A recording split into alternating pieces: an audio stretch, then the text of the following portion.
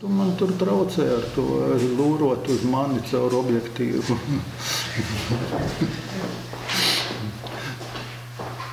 Jo tu esi interesantāks par to, kas tur uz ekrāna rādās.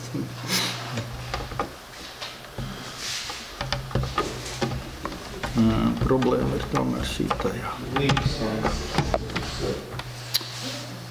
Problēma ir tajā. Galvenais nosaiņas rādās.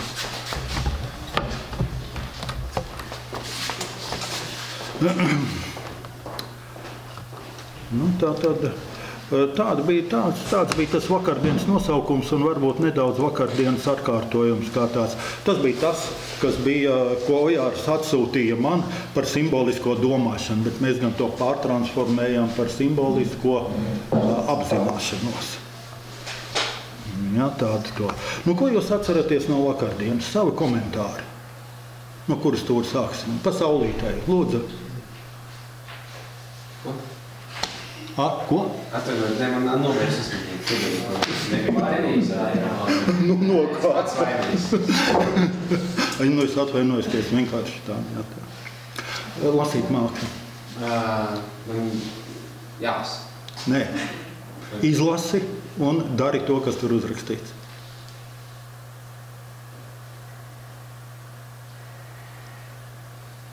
Es jāsaka. Kas? Jāsaka vai jāsaka? Jāsaka. Nu, kā lai būs? Nu, ko tu atceries no vakardienas? Nu, to, ko mēs runājam par simbolu. Jā, tā. Tas izklausījās. No nodarbības vakardienas, teiksim, kā lai saka, tieši par pašiem simboliem, īpaši daudz viņiem vērā, jo redziet, man šīs, kā lai saka, lietās ir sava nostāja, ja? Es vairāk, teiksim, pētīju jūsu domāšanas veidu un, kā lai saka, jūsu pieeja šīm. Kā jūs atrastāt šīs problēmas. Es nojautu jūs ideju apmēram, ka jūs simbolus mēģināt pielīdzināt, kā teiksim, kā tādu patiesībā bezmaz vai kā lai saka valodas pirmūtību. Nekā tam līdzīgi.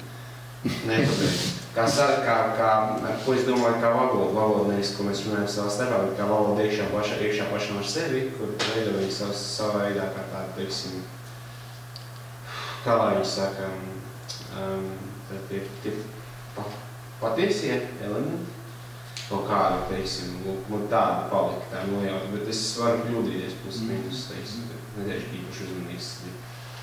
Labi. Man vakardienas simboli kā sadaļa, kad mēs savienojam to Šito? Šo pasauli? Jā, to mēs savienojam tieši ar to simbolu.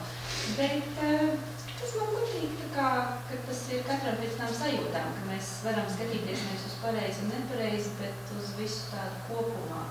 Un tā kā tas būtu tā labi, ja mēs tā varētu tā apaļāk, nevis palāk.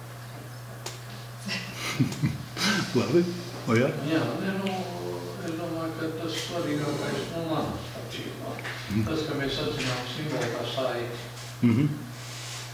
Jā, labi. Tiet. Sveicināt. Es tikko nolaidos.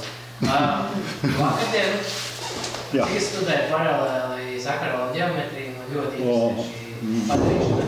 Bet vakardien bija tāda ļoti teorētiski, gara iztiet un man bija garlaicīgi un godīgi. Gribētu reiz ķerties pie lietas, līdz ar to es zinu, pa ko iet runa. Gribās vairāk. Bet tu sākumā neatzinies, ka tev ir priekšzināšanas. Nu, bet tas nebūtu interesanti. Nu, būtu, jo te es vienkārši būtu ņēmis to vērā. Es ņēmu vērā to, ka auditorijā nav priekšzināšanas, ar tu meloji vakar. Nu, es nevaru visu pateikt. Nē, tas nav tā. Es uzmanīgs ar šo. Jā, lai kādā, es atvērts kādai pieredzē, Labi, bet, nu, teiksim tā konkrētāk no tā? Konkrētāk, ko tieši? Nu, vakardien.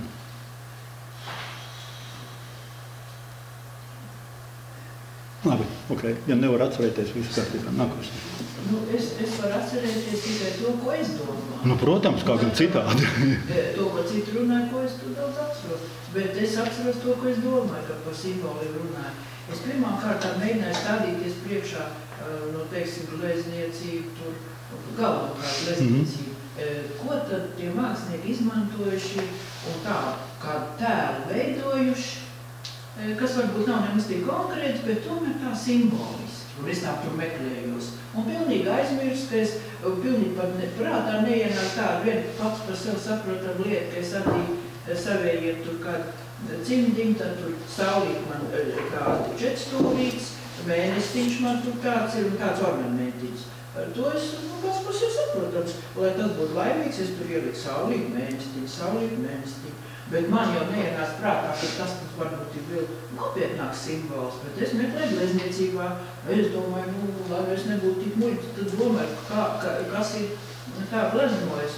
Atcerējos, pērli varbūt, vai pagājušā gadsimta sākumā tur vairāk tāds simbolisks tēls tur gleznoja, gandrīz vai misticismā iebraukuši vai tādā veidā. Tādu drusciņu mistiski es aizsāmies, ir tāpat kā tie mākslinieki pagājušā gadsimta sākumā.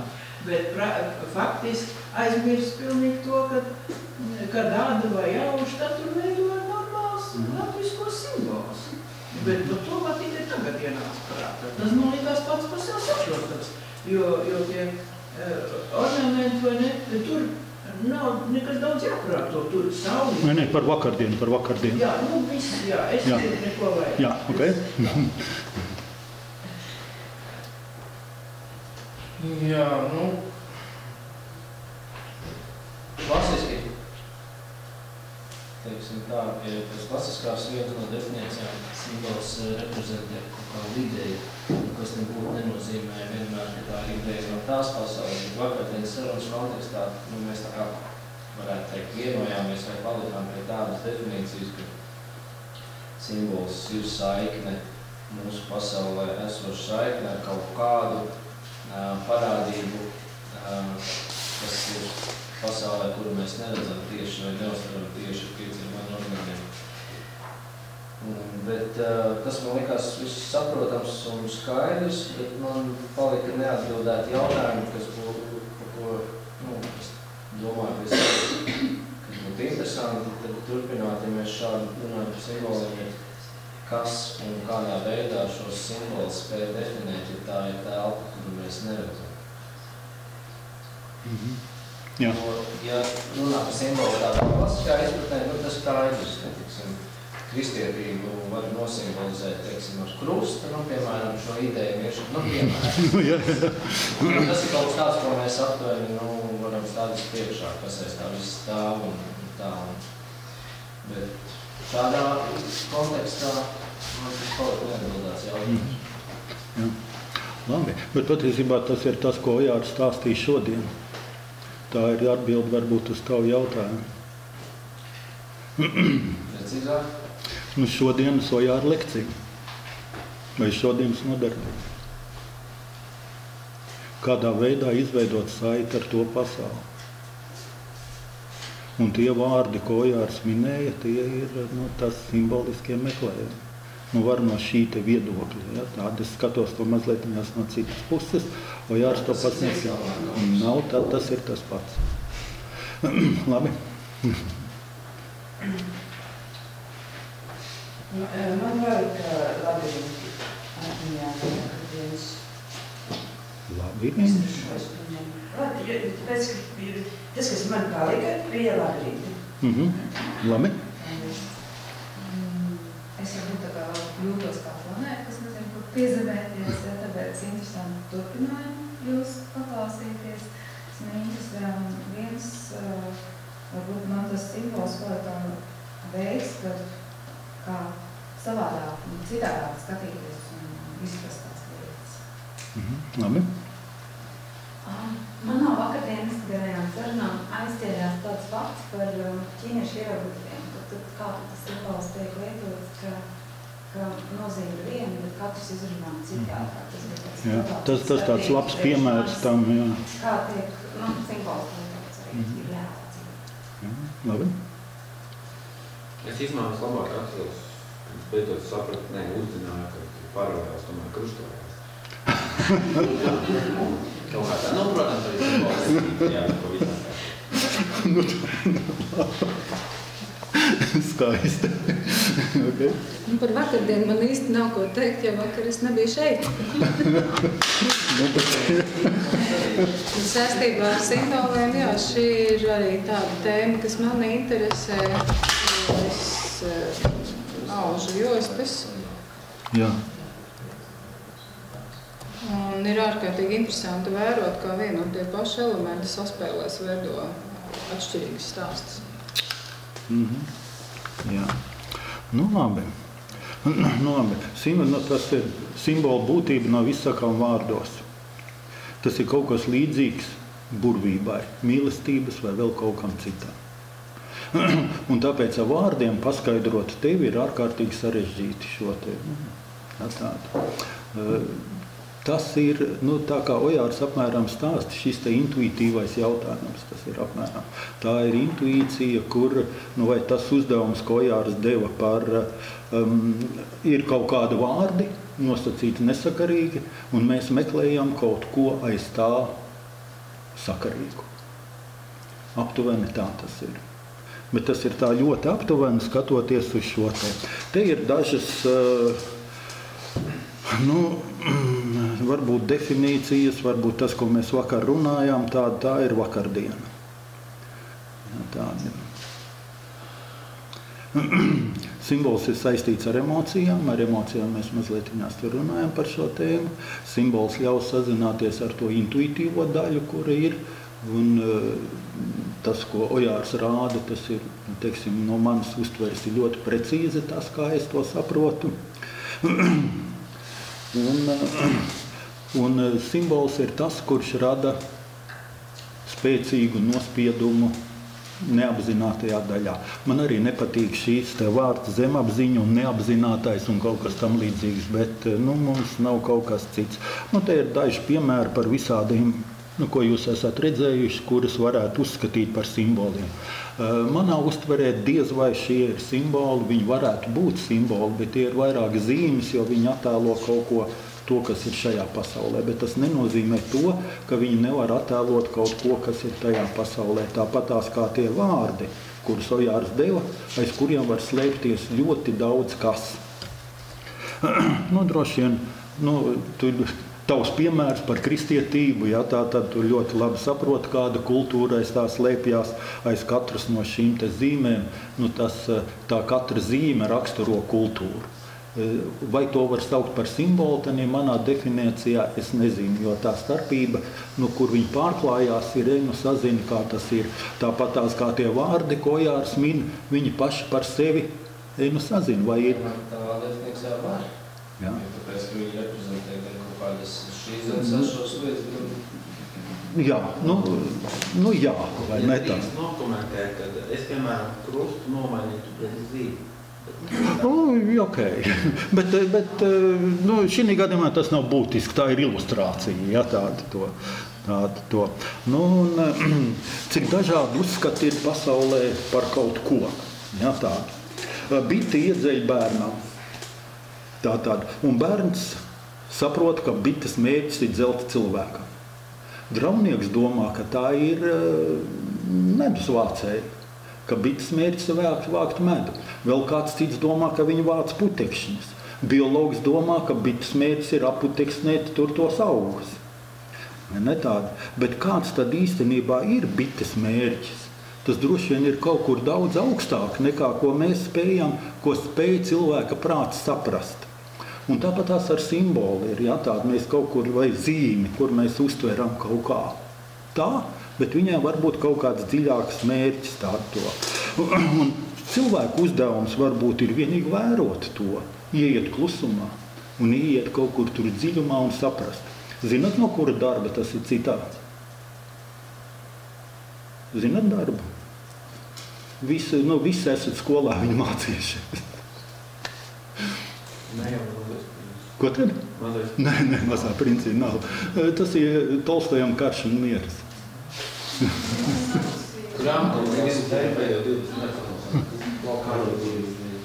Labi. Tu esi jauns vēl.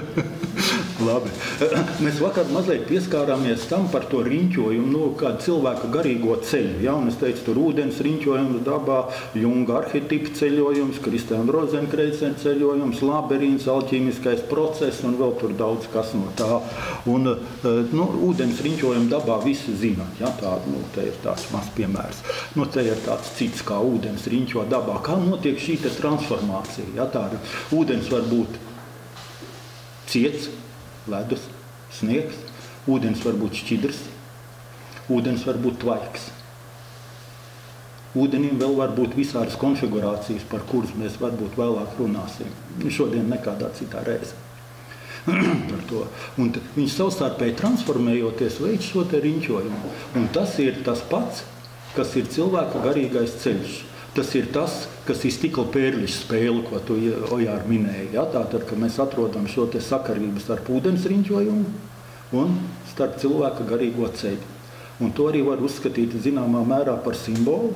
Tas ir tā, kas attēlo šo te, parāda šo te, cilvēka garīgo ceļu. Tas ir varoņu ceļojums pēc Kembela. Tas ir, vakardien es jums viņu mazlietiņās pieminēju, labajā pusē tur ir angliski rakstīts, kreisajā pusē ir tulkojums, bet no citas vietas, un tur viņi mazlietiņās atšķirās, jā, tādu to. Jo tā kreisā puse ir ar vairākiem tādiem. Un tas raksturo patiesībā visus attīstības procesus. Tas ir saistīts ar visu attīstību kā tādu ar garīgo ceļu. Garīgā ceļa, tāda matemātikā perfekti parādās logaritmiskā funkcija.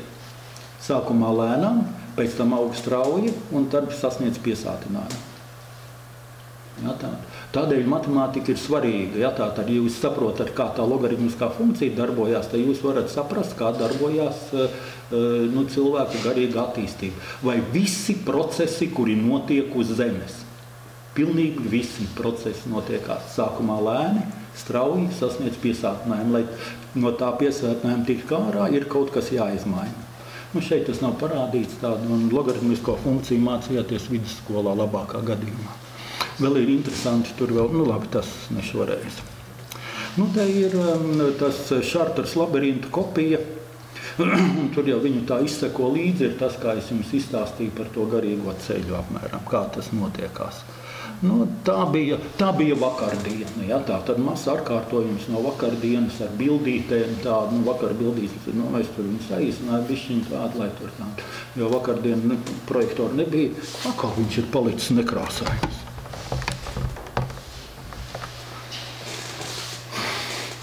Ja, tad šodien brauksim tālāk par šodienu. Simbolu definīcijas, tās ir tās, kuras ir klasiskas definīcijas, kāda ir simboli. Varat viņas izlasīt.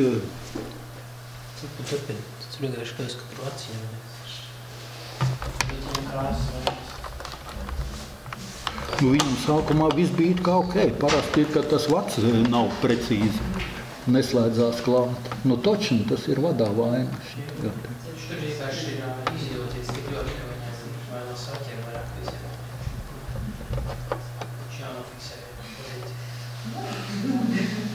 Jā, bet es jau ar viņu tur braukšu.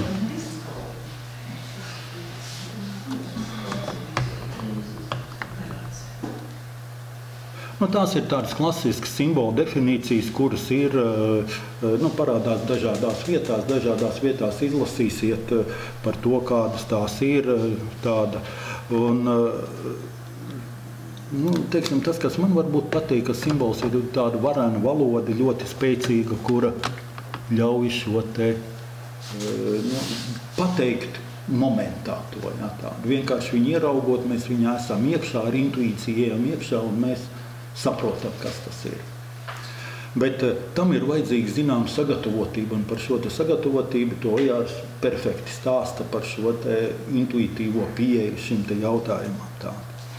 Un, varbūt tas īsts maģiskais simbols, varbūt tas nav īstais vārds, bet tā īstā simbola saprašana ir tāda, kuram ir kaut kāda iekšējā nozīme, un pie šīs iekšējās nozīmes taisni ļauj tā intuīcija tikt klāta. Tad, kad mēs ar intuīciju tiekam klāta, mēs spējam to saprast, kas tas ir.